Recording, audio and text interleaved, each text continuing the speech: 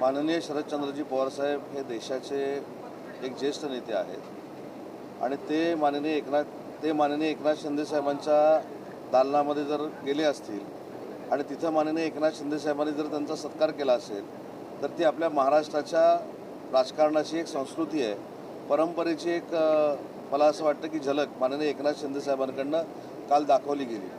आणि ही संस्कृती माननीय एकनाथ शिंदे साहेब जपत असताना काही लोक ही संस्कृती विसरलीत याची देखील आम्हाला कल्पना आहे, परंतु माननीय पवार साहेबांचा सत्कार जर एकनाथ शिंदे साहेबांनी त्यांच्या दालनामध्ये केला असेल आणि त्याच्यानंतर ते कॅबिनेटला गेले असतील तर एका ज्येष्ठ नेत्याचा केलेला माननीय एकनाथ शिंदे साहेबांनी तो सन्मान होता। त्याच्यामुळे त्याच्यातनं वेगळे अर्थ लावण्याची काही आवश्यकता नाही। आणि माननीय शरद पवार साहेबांनी, म्हणजे ही मला कल्पना नाही आहे, परंतु माननीय शरद पवार साहेबांनी शिंदे साहेबांच्या दालनामध्ये, उपमुख्यमंत्र्यांच्या दालनामध्ये त्यांच्या आमदारांना बोलून काही चर्चा केली असेल तर मला असं वाटतं की याच्यामधनं राजकारण काय घडणार आहे असे संकेत लावण्याचे किंवा अशी कल्पना करण्याची काही आवश्यकता नाही। माननीय शिंदे साहेबांनी माननीय शरद पवार साहेबांचा जो त्यांच्या दालनामध्ये सत्कार केला ही म्हणजे महाराष्ट्राची राजकीय संस्कृती आणि परंपरा आहे।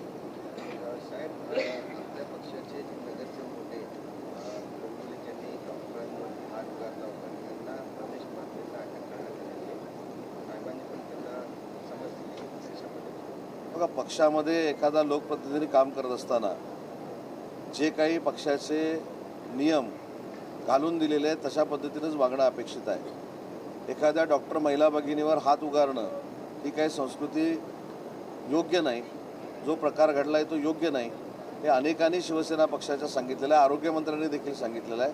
आणि त्याच्यामुळं जी काही कारवाई पोलिसांनी केलेली असेल तर ती त्या संबंधित प्रकरणाशी संबंधित असेल, परंतु अशा पद्धतीचं वागणं आणि अशा पद्धतीनं रिॲक्ट होणं हे योग्य नाही, हीच आमची भूमिका आहे। पण पक्षाकडनं काही या संदर्भात कारवाई येणार आहे का? कारण इकडे इथे शिवसेनेच्या नगरसेवकाकडे मारहाण होते आहे, रायगडमध्ये देखील भाजपचा नगरसेवक मारहाण करताना दिसत आहे, कुठेतरी राजकीय संस्कृती। माननीय उपमुख्यमंत्री एकनाथ शिंदे साहेबांनी योग्य तो कडक समज त्यांना दिलेला आहे। त्यांच्यावर पोलीस कारवाई होत असताना कुठेही राजकीय हस्तक्षेप केला नाही, याचा अर्थ त्यांनी केलेल्या कुठच्याही कृत्याचा पक्ष समर्थन करत नाही।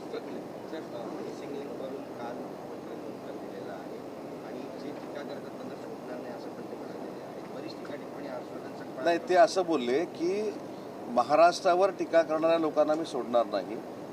जे टीका करणारे आहेत ते 10 वर्षामध्ये असतील नसतील मला माहीत नाही, परंतु ज्यांनी सिलिंग बांधला ते माननीय एकनाथ शिंदे साहेब आणि देवेंद्रजी फडणवीस यांचं नाव मात्र सिलिंगवर नक्की राहील, अशा पद्धतीची भूमिका काल फडणवीस साहेबांनी त्या ठिकाणी मांडली। आणि त्याच्यामध्ये अजून एक महत्त्वाची गोष्ट सांगितली नाना पटोलेंच्या बाबतीमध्ये की नाना पटोलेंसारखी व्यक्ती बाजूला करून ज्या पद्धतीनं काँग्रेसनं नेतृत्व दिलेलं आहे त्याच्यामुळंच काँग्रेस रसातळाला जाते हे निश्चित झालेलं आहे।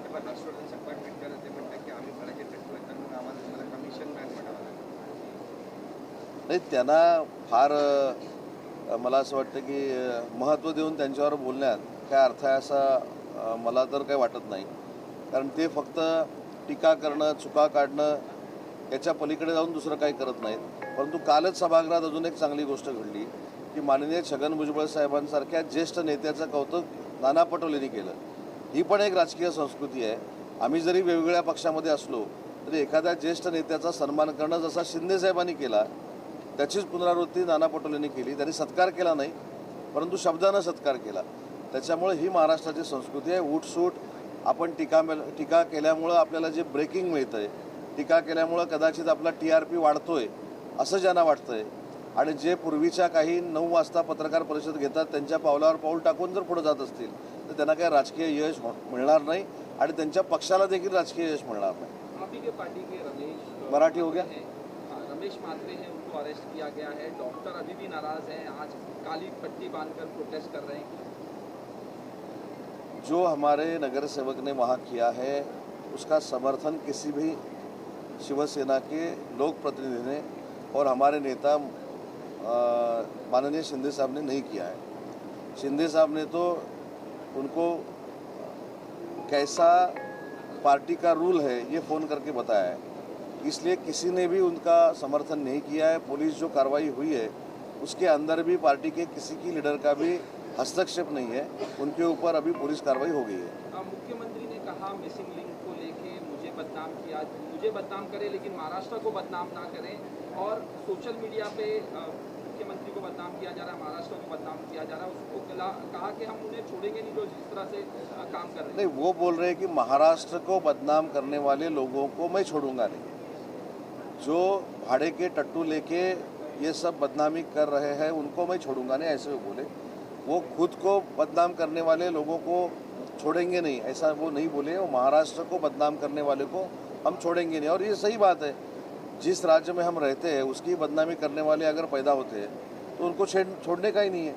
और उन्होंने ये भी बोला है कि जो टीका करने वाले हैं, जो बदनामी करने वाले हैं, वो 10 साल में आगे जाके रहेंगे नहीं रहेंगे ये किसी को पता नहीं है। लेकिन जिन्होंने ये सीलिंग बांधा है वो माननीय एकनाथ शिंदे साहब और देवेंद्र जी फडणवीस साहब, उनका नाम उसके ऊपर रहेगा, ये उन्होंने वहाँ स्पीच में बोला है। इसलिए मिसिंग लिंक के बारे में जो क्लेरिफिकेशन देना था वो माननीय मुख्यमंत्री मोदी ने दिया है। एनसीपी पार्टी की तरफ से नाराजगी जताई गई है जब मिसिंग लिंक के बारे में कहा गया, तो आपने भी अभी कहा कि मुख्यमंत्री और उप मुख्यमंत्री एकनाथ शिंदे का नाम रहेगा, लेकिन अजीत पवार के बारे में भी नाम नहीं लिया गया, उसको लेकर नाराजगी हुई। नहीं, नाराजी नहीं है, उसमें अजीत दादा का भी रिस्पेक्ट है, सुनेत्रा बहनी का भी रिस्पेक्ट है। लेकिन जो DPR बना था, जब से काम शुरू है तब से माननीय देवेंद्र जी फडणवीस साहब और एकनाथ शिंदे साहब साथ में वो काम कर रहे हैं। जैसा समृद्धि महामार्ग में माननीय एकनाथ शिंदे साहब ने और देवेंद्र जी ने मिल के काम किया है, वैसा ही वो सीलिंग में हुआ है, इसलिए दोनों का नाम लिया है। अजीत दादा का नाम नहीं लिया, इसकी वजह से अजीत दादा का रिस्पेक्ट हमको नहीं है, ऐसा नहीं है। अजीत दादा का भी रिस्पेक्ट हमको है और सुनेत्रा बहनी का भी है। कल शरद पवार मुख्यमंत्री एकनाथ शिंदे जी से मिले, मीटिंग हुई, प्रयास लगाए जा रहे हैं NDA में आने की, लेकिन रोहित पवार मीटिंग हुई उससे प्रेजेंट नहीं थे, क्या? भी पवार साहब एक देश के बड़े नेता हैं, अगर वो माननीय हमारे मुख्य नेता एकनाथ शिंदे साहब के दालन में जाते हैं तो उनका सत्कार करना ये तो महाराष्ट्र की राजकीय परंपरा है, तो उसमें गलत क्या है? ठीक है।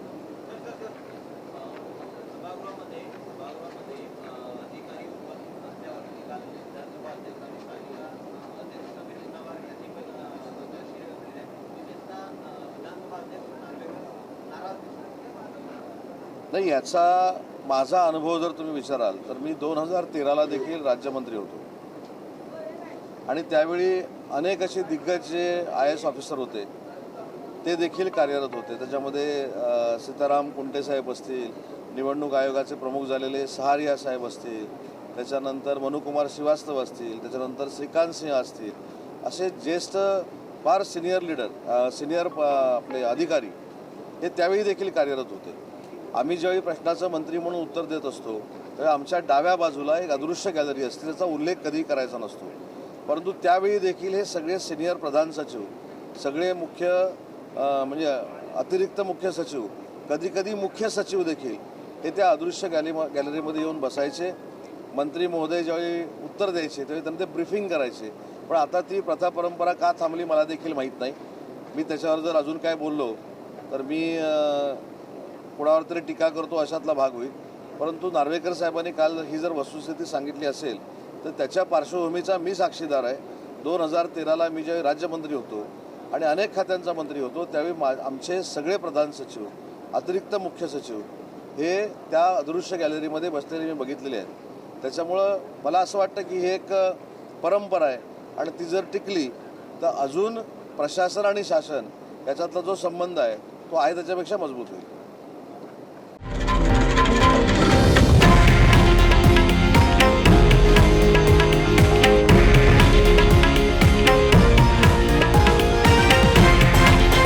हे आहे देशातील नंबर 1 न्यूज नेटवर्क आणि आपण पाहत आहात TV9 मराठी, एकमेव।